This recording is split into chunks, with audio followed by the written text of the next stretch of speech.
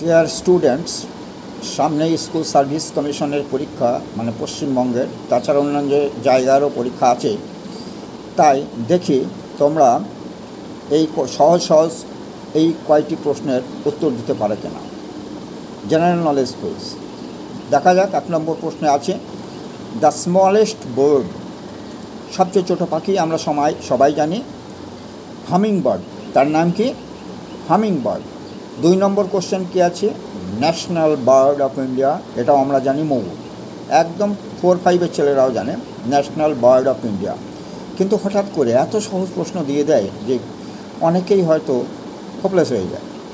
তারপর flightless bird, মানে যে পাখি উঠতে পারে না।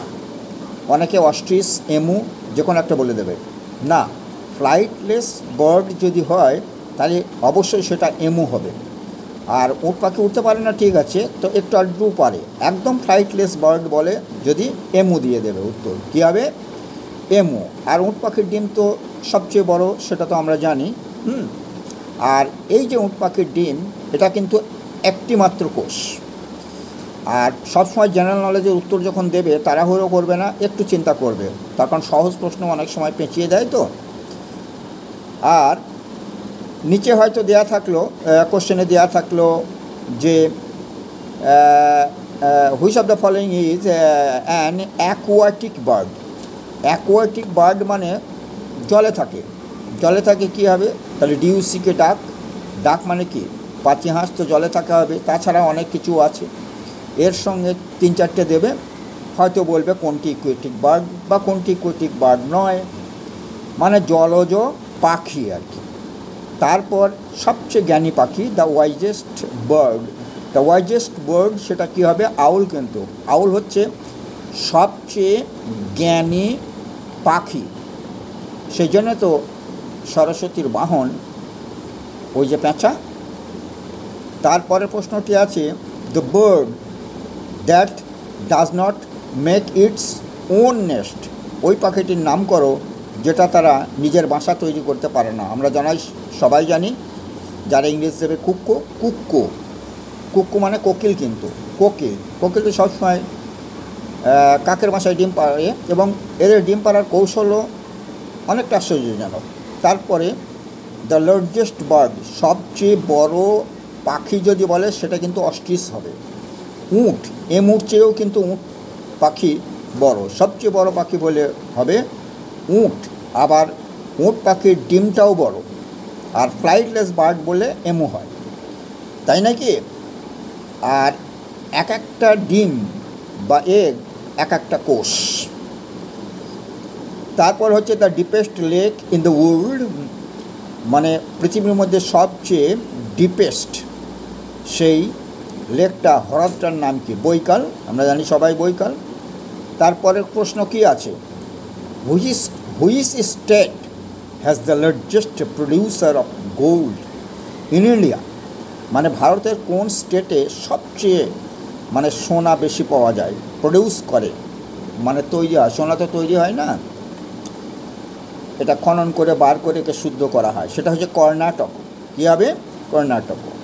Next question, the largest Indian railway bridge.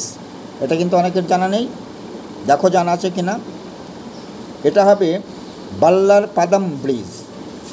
বাল্লার পাদাম bridge, V দিয়ে শুরু হবে কিন্তু, VALLARPADAM,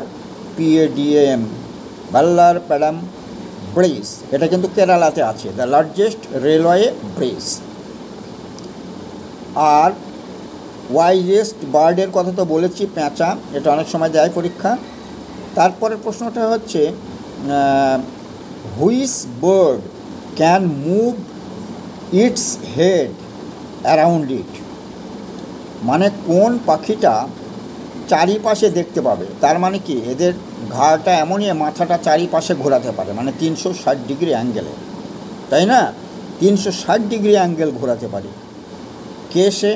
সেটা কিন্তু ওই পেঁচাই হবে, আউল, তাই নয় কি? আউল মানে পেঁচা, সে কিন্তু চারিদিকে মাথাটা ঘুরিয়ে চোখ দিয়ে তার চারিপাশ অর্থাৎ 360 ডিগ্রি তারা দেখতে পায়। 360 ডিগ্রির মধ্যে যে জিনিসগুলো আছে সবই তারা দেখতে পায়।